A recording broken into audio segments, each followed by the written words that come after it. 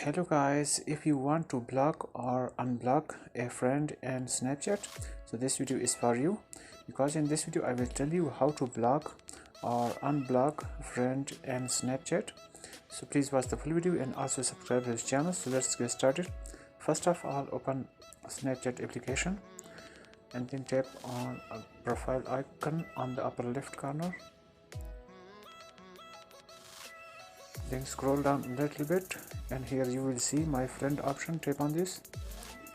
Now here you can see all your friends, and if you want to block someone, so here you will see.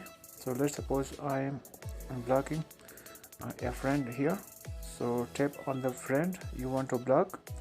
Now tap on the friend name on the top, and here tap on three dots on the upper right corner, and here you should have to tap on manage friendship, and here you can see block option. So simply tap on this and now tap on block again.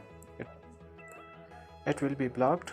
So that's method. Hope you will like this video. See you in the next video. Goodbye.